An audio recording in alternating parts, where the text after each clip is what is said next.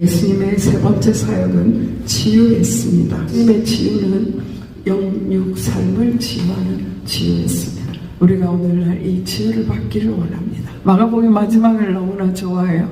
이번에 멕시코에 가서 바로 이 말씀 증거했습니다. 믿는 자들에게는 이런 표적이 따르니 곧 그들이 내 이름으로 귀신을 쫓아내고 병든 사람에게 손을 얹을지 나으리라. 이 말씀이 오늘 지금 이 시간에 저에게 필요합니다.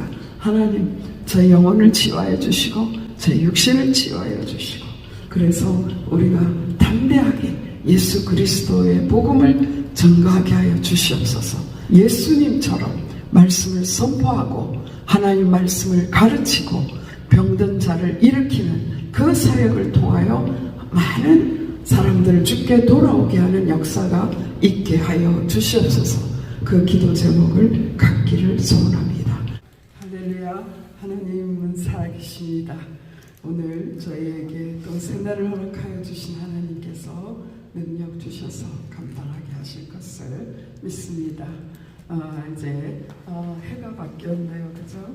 근데 마지막 주일날 목사님께서 말씀 전하신 그 본문은 잠언 31장 말씀이었습니다. 그래서 부흥운동과 우선순위라는 제목이었죠. 저는 그 1절 잠언 31장 1절 말씀에서 굉장히 도전을 받았어요.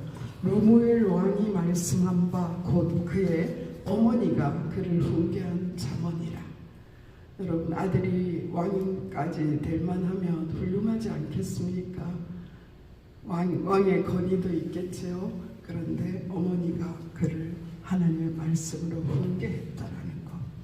우리 부모에게 하나님께서 그런 영적 권위를 주신 줄 믿습니다. 그래서 아이들 하나 낳고 둘 낳고, 그래서 아이들이 우상이 된 시대가 되었습니다. 그래서 감히 하나님의 말씀으로 입도 뻥끗하지 못하는 그런 세대가 되지 않았나라는 그런 생각을 하면서, 하나님, 정말 왕의 직분에 있다 할지라도, 아들이 이 세상에서 얼마든지 잘 나간다 할지라도 하나님의 말씀에 어긋난다면 담대하게 교훈할 수 있는, 훈계할 수 있는 그런 영적 권위를 갖게 하여 주시옵소서. 그런 제목을 가졌습니다. 그렇죠. 우리는 하나님의 말씀으로 사랑의 매를 들 수 있는 부모가, 어머니가 되어야 될 줄 믿습니다. 그리고 하나님의 말씀을, 하나님을 기쁘게 해드리는 것을 우선순위로 하는 지혜가 우리에게 필요합니다. 그리고 하나님께서 맡겨주신 일에 성실할 때 하나님께 영광을 돌릴 수 있는 줄 믿습니다. 성실이라는 말씀에 대해서 성령 안에서 실천하는 것이다, 그런 말씀을 주셨지요.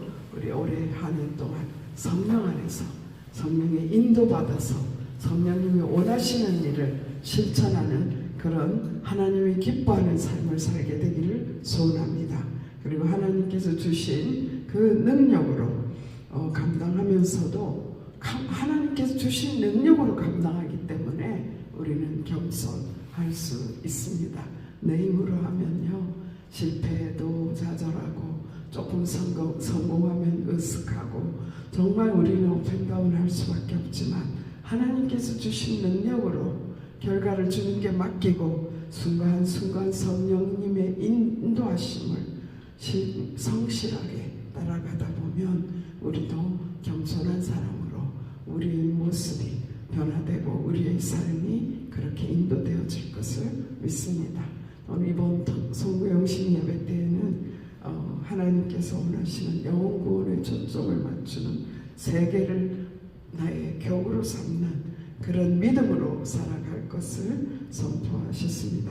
가장 중요한 것은 성령으로 뜨겁게 되면 제가 태워지고, 그리고 에너지가 있어서 하나님의 일을 감당하게 될 줄 믿습니다. 말씀으로 새롭게, 하나님의 말씀만이 우리를 새롭게 합니다. 은사로 강하게 하셔서 정말 내 힘과 능력이 아닌 하나님께서 우리 속에서 이루시는 것을 정말 체험하는 그런 새해가 되기를 소원하고, 우리가 이 기도 제목을 계속해서 가지고 나아가기를 원합니다. 오늘 본문은 마가복음입니다. 마가복음을 시작하게 되는데요. 정말 귀한 말씀입니다. 한해의 1절 말씀에 보면 하나님의 아들 예수 그리스도의 복음의 시작이라 그렇게 말씀하셨습니다. 하나님의 아들 예수 그리스도의 복음의 시작이라. 한 해의 시작을 하나님의 아들 예수 그리스도의 복음을 전하는 일부터 하게 하신 하나님께 영광을 돌립니다. 어제는 굉장히 제가 몸도 안 좋고 여러 가지 핑계로 오늘 첫 번 새벽 기도니까 목사님께서 하셔야죠 하면서 굉장히 겸손을 가장한 그런 말씀을 전하지 않겠다라는 핑계가 제 속에서 너무나 많이 올라왔어요. 그리고 말씀을 안 주셔 이렇게 막 핑계를 댔어요. 그때 목사님께서 담대하게 말씀을 전하려는 결단을 할 때 말씀을 주신다라고 그 식탁 앞에서 그 말씀을 하시는데요. 제 얼굴이 밝아지는 것을 보게 되는 거예요. 정말 사탄은 악한 사탄은 어찌하든지 하나님의 일을 하지 못하도록 우리의 조건, 우리의 환경, 내 모습 바라보면서 하나님이 기뻐하시는 일을 하지 못하게 하는 것이 사단의 역사입니다. 그러나 그것을 딛고 일어날 때 하나님께서 우리에게 필요한 말씀 주시고 우리가 감당해야 될 사명을 감당하게 하실 줄 믿습니다. 하나님의 아들 예수 그리스도의 복음을 전가하는 일을 올해 계속해서 우리의 남은 생애 동안 전하게 되기를 바랍니다. 예수님께서 초림하실 때에 주의 길을 예비하는 자가 있었죠. 바로 세례 요한입니다.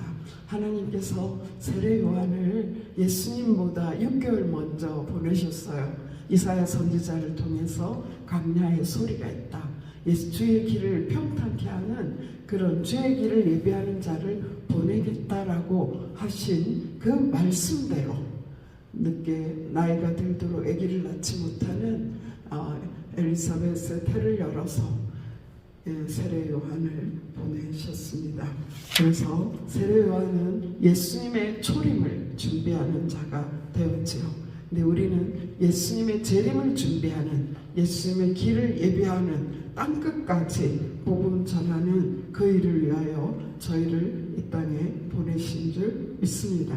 그래서 초림에 예수님의 길을 예비했던 주의 길을 평탄케 했던 세례 요한으로부터 우리가 배워야 될 줄 믿습니다.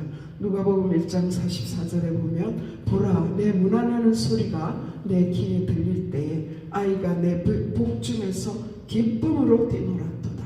엘리사벳이 성령이 충만하였어. 이제 6개월 정도 되면 아기가 잘 놀지 않습니까? 뱃속에서. 근데 세례 요한은요 뱃속에서부터 성령이 충만해서 예수님의 어머니 마리아가 방문하는 소리를 들을 때에 기쁨으로 뛰어놀았다 그랬어요. 뱃속에서부터 성령 충만한 정말 너무나 귀하지 않습니까? 예수님 이사야 선지자의 예언대로 예수님을 이 세상에 소개하기 위하여 태어난 사람 그 요한의 삶은요 삶의 우선순위가 너무나 분명했습니다.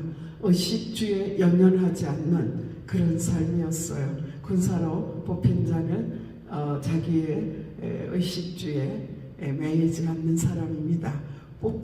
뽑아주신 그분께 전적으로 의지하는 그런 삶이죠. 근데 바로 세례 요한은요 정말 의식주에 신경을 쓰지 않는 그의 의복은 낙타토롯이었어요. 낙타토롯 하면 우리가 지금 굉장히 비싼 무스탕을 생각하기 쉽겠죠. 그렇지 않습니다. 낙타토롯은 당시에 밤에 추운 그 광야에서 그 추위를 견디게 하고요. 낮에 땡볕에 그 더위를 견디게 하는 정말 그 아주 서민들에게 가장 저렴하게 제공될 수 있는 그런 옷이었다고 합니다. 이 세례 요한은 낙타토롯을 입고 그의 먹는 것도 메뚜기와 석청이었어요. 와 고단백질 먹었네? 그렇지 않죠. 거기에서 음식을 정말 그는 음식에 대해서 연연하지 않고 강야에 주어져 있는 그것을 먹고 살았고요. 그리고 거처할 곳이 어디였습니까? 광야였어요. 그죠? 그래서 정말 하나님께 부름받은 자는 의식주에 연연하지 않는 하나님이 주신 사명 1순위로 살아야 되겠다라는 마음을 갖게 했습니다. 그리고 이 세례 요한에게 많은 사람들이 온 유대 지방과 예루살렘 사람이 다 나아가 자기 죄를 자복하고 요단강에서 그에게 세례를 받았다라고 했습니다. 이때 얼마나 그 인기가 지금 굉장히 높아져 있지 않습니까? 온 유대 지방의 사람들이 자기를 향하여 오고 있습니다. 그럴 때 세례 요한은 높아지지 않았습니다. 그가 전파에 이르되 나보다 능력 많으신 이가 내 뒤에 오시나니 나는 굽혀 그의 신발끈을 풀기도 감당하지 못하겠노라. 신발끈을 풀어주는 종의 역할도 할 수 없는 그런 자기라고 고백하고 있습니다. 얼마나 겸손합니까? 인기의 절정일 때 자기를 내려놓고 하나님께 영광을 돌릴 수 있는 것, 그것이 얼마나 중요한지요. 정말 우리가 많은 사람의 실패의 원인이 성공해놓고 실패하거든요. 실패를 이긴 사람은 많지만 성공을 이긴 사람은 많지 않다라고 말하고 있습니다. 인기의 절정일 때 하나님의 영광을 가로채지 않고 교만하지 않고 예수님만 높인 그 세례 요한을 본받기를 원합니다.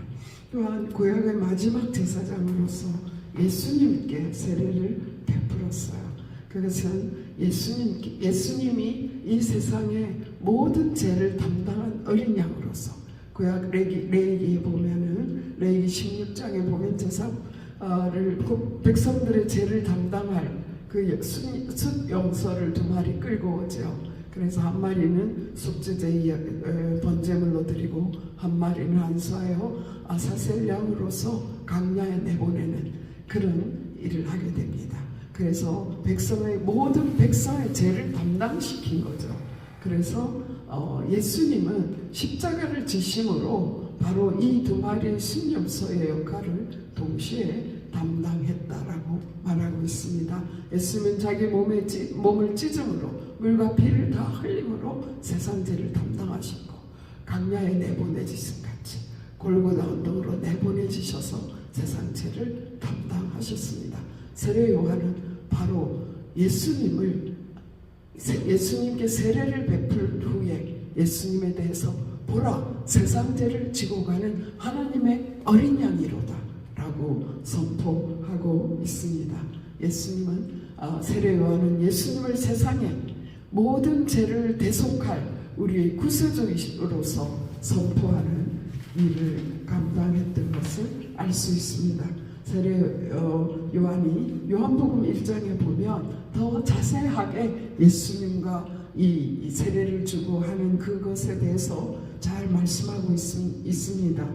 요한복음 1장 30절에 내가 와서 물로 세례를 베푸는 것은 그를 이스라엘에 나타내려 함이라 하니라.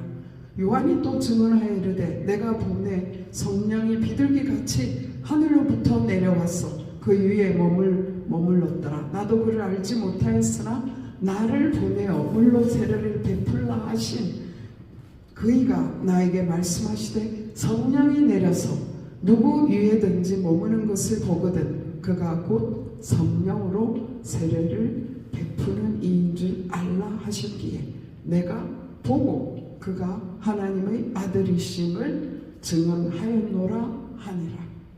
하나님께서 세례 요한에게 물로 세례를 베풀고 있으면 어떤 분이 올 텐데 그분에게 세례를 주면 성령이 비둘기같이 그 위에 임할 것이다라는 것을 말씀해 주시고 그분이 바로 인류를 구원할 메시아인 것을 온 인류의 죄를 담당할 어린 양인 것을 미리 예언하시고 그 말씀대로 이루어지는 것을 보고 요한은 예수님을 세상 죄를 지고 가는 하나님의 어린 양이라. 나는 물로 세례를 베풀었지만 그분은 성령으로 너희에게 세례를 베풀 자라고 예수님만 높여드렸습니다. 요한은 그의 사명을 감당하고 헤롯 왕의 그 관계에 의해서 목숨을 잃게 됩니다. 그런데 예수님께서 세례 요한에 대해서 이렇게 증거합니다. 선지자보다 더 나은 자라라고 말씀하셨고요. 여자가 낳은 자 중에 세례 요한보다 더 큰 이가 일어남이 없도다라고 말씀하셨어요. 그리고 오리라 한 엘리야가 곧 이 사람이라라고 말씀하셨습니다. 예수님께서 인정하셨어요. 만왕의 왕께서 인정하신 그의 삶이 얼마나 복된 것입니까? 우리가 세상에 살아갈 때에 하나님께서 인정하는 삶, 예수님을 드러내는 삶을 산다면 그것 이상 복된 삶이 없는 줄 믿습니다. 그래서 우리는 주님께서 인정하시는 성경 말씀대로 왔다가 성경 말씀대로 쓰임받는 그런 복된 인생, 저희도 그런 인생 되게 해주시옵소서 기도하는 저희들이 되기를 원합니다. 오늘 예수님의 세례받는 광경이 나타나죠. 예수님께서 갈릴리 나사렛으로부터 와서 요단강에서 요한에게 세례를 받으시고, 요한이 처음에는 제가 어떻게 세례를 베풉니까 했었죠. 근데 예수님께서 하나님의 뜻을 이루자라고 말씀하실 때에 순종하고 세례 요한은 예수님께 세례를 베풀었습니다. 곧 물에서 올라오실새 하늘이 갈라진가 성령이 비둘기같이 자기에게 내려오심을 보시더니 하늘로부터 소리가 나기를 너는 내 사랑하는 아들이라 내가 너를 기뻐하노라 하시니라. 저는 이 말씀에서야 삼위 하나님이 동시적으로 나타난 그런 말씀이구나 하는 생각을 했어요. 지금 성자 예수님이 물속에 있습니다. 그 위에 하나님의 성령이 비둘기같이 임했어요. 그리고 하늘로부터 하나님의 음성이 있었습니다. 너는 내 사랑하는 아들이라 내가 너를 기뻐하노라. 예수님을 향한 하나님께서 너는 내 아들이야 내가 너를 기뻐해 라고 말씀하시면서 예수님은 이 선포를 들으시고 공생애를 시작하셨구나 하는 마음을 갖게 됐습니다. 예수님이 이제 공생애를 세례 요한이 잡힌 것을 들으시고 공생애를 시작하게 됩니다. 예수님이 공생애의 시작은요, 첫 번째 40일 금식을 통해서 시작하셨죠. 그 30일 금식을 통해서 사단에게 시험을 받지만 말씀으로 그것을 이겨내고 성령에 이끌려서 40일 금식과 사탄의 시험을 통과하고 그리고 천사의 수종을 듣고 그래서 나오셔서 이제 요한이 잡히신 후에 바톤을 터치한 것 같지 않습니까? 세례 요한이 잡힌 그 후에 예수님 하나님의 복음을 전파했습니다. 오늘 말씀 14절 말씀에 보니까 요한이 잡힌 후 예수께서 갈릴리에 오셔서 하나님의 복음을 전파해 이르시되 때가 찼고 하나님의 나라가 가까웠으니 회개하고 복음을 믿어라 하시더라. 예수님의 공생애에 세 가지 중요한 사역이 있습니다. 그의 사역은 선포하고 전파하는 말씀을 전파하는 것과 가르치시는 것과 치유하시는 그 세 가지의 중요한 사역입니다. 첫 번째 여기 말씀에 선포하였습니다. 하나님의 나라를 선포했는데요. 첫 번째 말씀이 회개하라였어요. 저는 이 말씀에 굉장히 도전을 받습니다. 제가 목회하면서 회개하라 감히 이야기한 적이 없는 것 같아요. 야, 그거 잘못했어. 그거 주님이 원하지 않는 거야. 담대히 말하고 회개하라고 선포해야 될 때가 분명히 있었을 텐데 격려만 하고 이렇게 하면 좋지 않겠어? 그런 정도로 그쳤던 것 같아요. 물론 그것도 굉장히 중요하겠죠. 그러나 복음에 어긋날 때에 회개하라 담대히 선포할 수 있는 저희가 되기를 원합니다.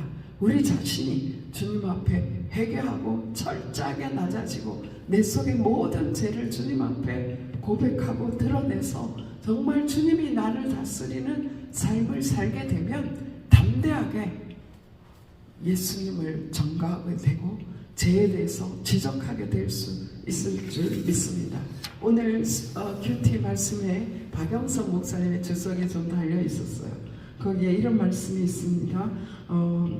오늘날 교회는 인간의 죄를 지적하지 않아서 세상적인 용어로 간덩이가 부은 성도를 많이 만들어 놓았습니다. 교회가 인간의 죄를 지적하지 않아서 세상적인 용어로 간덩이가 부은 성도들, 죄를 아무렇지도 않게 양심의 가책도 없이 죄에 대해서 무감각한 그런 성도들을 양산하게 되는 것입니다. 그것은 결코 그들을 축복하는 일이 아닙니다. 그것은 그를 살리는 일이 아닙니다. 복음은 죄를 지적하고 바로 복음 예수 그리스도를 바로 선포하고 정말 르무엘 왕의 어머니처럼 아들이 비록 왕일지라도 잘못 가고 있다면 하나님의 말씀으로 지적해 줄 수 있는 그러한 사명이 우리에게 있는 줄 믿습니다. 하나님 아버지, 우리가 이 복음을 담대하게 전파할 수 있는 그런 능력의 사람이 되게 해주시옵소서. 그런 제목을 갖기를 원합니다. 그 다음에 예수님께서는요 가르치셨어요. 가르치신 이유는 무엇입니까? 제자들을 세우기 위함이었지요. 우리가 예수님의 가르침을 통해서 우리 자신도 예수님의 제자가 되어가는 것입니다. 예수님께서 먼저 갈릴리 해변에서 제자를 부르셨습니다. 베드로와 요한을 부르시고 또 세베대의 아들들 요한과 야고보를 부르셨습니다. 너희가 나를 따라오라. 내가 너희로 사람을 낚는 어부가 되게 하리라. 그 말씀을 들을 때요 베드로는요 그 많이 잡힌 물고기를 모두 다 내팽개치고 주님 곧 그물을 버려두고 쫓았습니다. 하나님의 제자가 되는 길, 예수님의 제자가 되는 길, 이 세상의 모든 것을 담대하게 포기할 수 있는 정말 의식주의 문제를 전혀 상관하지 않을 수 있는 하나님께서 책임져 주실 것을 믿고 나아가는 그런 길인 줄 믿습니다. 세베대의 아들들도요 그 아버지 세베대를 품꾼과 함께 배에 버려두고 예수를 따라가니라. 이 제자들의 모습이었습니다. 그리고 그 제자들에게 예수님께서는요 안식일에 그 가버나움 해당에 들어가셔서 말씀을 가르치셨습니다. 그 가르침이 얼마나 놀라웠는지 22절에 보면 무사람이 그의 교훈에 놀라니 이는 그가 가르치는 것이 권위 있는 자와 같고 서기관들과 같이 아니함일러라. 예수님의 말씀은 하나님의 권위가 있어서 정말 이 땅의 서기관과 그들이 성경을 연구해서 가르치는 그런 말씀과 같지 않았습니다. 마침 그들의 해당에 들어온 귀신 들린 사람이 있어 소리질러 이르되 나사렛 예수여 우리가 당신과 무슨 상관이 있나이까? 우리를 멸하러 왔나이까? 나는 당신이 누구인 줄 아노니 하나님의 거룩한 자니이다. 귀신들도 알고 떠돈다 그랬잖아요. 바로 귀신이 예수님을 알아보고 떠드는 거예요. 예수님의 가르침은 정말 권위가 있는 능력이 되는 그런 가르침이었습니다. 정말 설명할 수 없는 권위가 있는 그런 말씀으로 예수님은 제자들을 양육하셨습니다. 제 제자는 바로 하나님의 말씀을 예수님으로부터 듣고 그 말씀이 정말 사실임을 확실하게 본 증인들, 그리고 성령으로 능력을 힘입은 증인들이 예수님의 제자가 되온 것을 알 수 있습니다. 예수님의 세 번째 사역은 치유했습니다. 오늘 보니까요, 귀신 들린 자를 귀신을 내어 쫓음으로 그 사람이 나음을 입었지요. 그뿐만 아니라 또 예수님의 소문이 온 땅에 온 갈릴리 사방에 퍼지니까 회당에서 가르치실 때 많은 사람들이 나왔어요.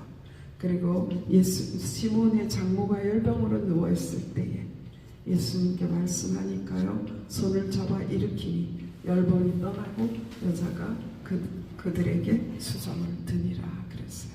그리고 저물 때에 모든 병자와 귀신 들린 자를 예수께 데려오니 온 동네가 그 문 앞에 모였더라. 예수께서 각종 병이 든 많은 사람을 고치시며 많은 귀신을 내어 쫓으시되 귀신이 자기를 알므로 그 말하는 것을 허락하지 아니하시니라. 예수님의 치유는 영육 삶을 치유하는 치유였습니다. 전인적인 치유였습니다. 육신의 병뿐만 아니라 모든 전인적인 악한 영이 떠나가는 그러한 치유였습니다. 우리가 오늘날 이 치유를 받기를 원합니다. 우리도 물들게 악한 영에 속아서 살들, 그래서 악한 영이 우리 속에 텀타 있고 우리 속에 집을 짓고 사는 것도 알지 못한 그 모든 제약들을, 악한 영의 문제들을 예수 이름 앞에 도하여 내므로 예수님께서 드러내서 치유해 주시기를, 예수님이 강력하게 임하시고 성령님이 강력하게 임하시면 우리 속에 있는 모든 제약들이 드러날 줄 믿습니다. 그 모든 것을 주님 앞에서 치유받고 해결받는 저희가 되기를 원합니다. 육신의 바이러스가 조금 텀타도 얼마나 고통스럽습니까? 그러나 하나님께서 그 모든 것도 치유해 주실 것을 믿습니다. 저는 이 마가복음 오늘 시작했는데요. 마가복음 마지막을 너무나 좋아해요. 이번에 그 멕시코에 가서 바로 이 말씀 증거했습니다. 너희가 내 이름으로, 그 말씀하셨지 않습니까? 너희가 내 이름으로, 믿는 자들에게는 이런 표적이 따르니 곧 그들이 내 이름으로 귀신을 쫓아내며 새 방언을 말하며 뱀을 집어 올리며 무슨 독을 마실지라도 해를 받지 아니하며 병든 사람에게 손을 얹을지 나으리라 하시더라. 이 말씀이 오늘 지금 이 시간에 저에게 필요합니다. 하나님, 저 영혼을 치유하여 주시고 저 육신을 치유하여 주시고, 하나님, 그래서 우리가 담대하게 예수 그리스도의 복음을 전가하게 하여 주시옵소서. 예수님처럼 말씀을 선포하고 하나님 말씀을 가르치고 병든 자를 일으키는 그 사역을 통하여 많은 사람들을 주께 돌아오게 하는 역사가 있게 하여 주시옵소서. 그 기도 제목을 갖기를 소원합니다. 하나님께서, 예수님께서 마가복음 16장에서 사실은 승천하시면서 주신 말씀입니다. 그런데요, 제자들이 그 말씀을 의지해서 나가서 전파할 때, 제자들이 나가 두루 전파할 때 주께서 함께 역사하사 그 따르는 표적으로 말씀을 확실히 증언하시니라. 저는 이 말씀이 이루어질 것을 믿습니다. 예수님 승천하셨는데요, 그런데 그 주님이 함께 역사하사, 예수님은 오늘도 동일하게 성령으로 우리와 함께 역사하셔서 그 따르는 표적으로 말씀을 확실히 증언하게 하실 것을 믿습니다. 오늘 우리가 하나님 아버지, 우리가 세례요한과 같이 하나님께 붙잡혀서 겸손하게 쓰임받게 해주시옵소서. 그 하나님께서 이번 올해 저에 주신 말씀대로, 하나님께서 우리에게 주신 말씀대로 우리에게 쓰임받게 하여 주시옵소서. 우리는 연약하지만 세계를 우리의 격으로 삼고, 세계를 우리의 격으로 삼고 성령으로 뜨거워지고 말씀으로 새로워지고 은사로 강하여져서 하나님 따르는 표적으로 주께서 함께 역사하심으로 저희들이 부흥의 진원주의 사명을 감당하게 해 주시옵소서. 이 기도 제목을 날마다 갖기를 소원합니다. 기도드리시겠습니다. 살아계신 하나님 아버지, 감사합니다. 한 해의 시작을 하나님의 아들 예수 그리스도의 복음을 전파하는 그 일로 시작하게 하심을 감사합니다. 오늘 직장에 나가서 일하시는 분들이 정말 예수 그리스도의 복음이 가슴에 있어서 정말 설레게 하여 주시옵소서. 성령으로 우리를 뜨겁게 하여 주시옵소서. 복음이 내 속에 있어서 성령으로 뜨거워지게 하시고 하나님의 말씀이 살아 역사함으로 하나님의 말씀이 살아 역사하심으로 말씀이 담대하게 선포되어지게 하시고 성령님의 역사로 말미암아 각양 은사가 드러남으로 말미암아 병든 자들이 치유되고 따르는 표적으로 주님의 나라가 하나님의 나라가 확장되는 그 일에 저희들이 쓰임받게 하여 주시옵소서. 우리의 연약함과 우리의 환경에 갇히는 분이 아니심을 믿습니다. 나는 연약하고 나는 약하지만 우리 하나님은, 우리의 하나님의 말씀은 능력이 있고 그 하나님의 말씀은 온 땅을 살리는 말씀인 줄 믿습니다. 하나님께서 독생자를 이 땅에 보내셔서 누구든지 그를 믿으면 멸망하지 않고 영생을 얻게 하려 하시는 줄 믿습니다. 하나님 아버지, 내가 먼저 영생을 소유한 자로 담대하게 하시고 이 영생의 말씀을 선포하는 자로 살아갈 수 있도록 도와주시옵소서. 하나님, 저희에게 영권을 허락하여 주시옵소서. 자녀들 앞에 떠는 자가 되지 않게 하여 주시고 자녀들을 하나님의 말씀으로 세우는 자가 되게 하여 주시기를 간절히 바라옵고 원합니다. 하나님 아버지, 2024년 새해에 우리의 발걸음마다 예수 그리스도의 향기 드러낼 수 있도록 주여 성령으로 충만케 하여 주시옵소서. 정말 하나님께서 우리를 거룩한 나라요 하나님의 소유된 백성이요 제사장으로 삼으셨사오니 그 직분 감당할 수 있도록 성령의 능력으로 뜨거워지고 새로워지고 강하여지는 그런 축복을 허락하여 주시옵소서. 모든 것 주께 맡기옵고 우리 주 예수 그리스도 이름으로 감사하며 기도드렸사옵나이다. 아멘.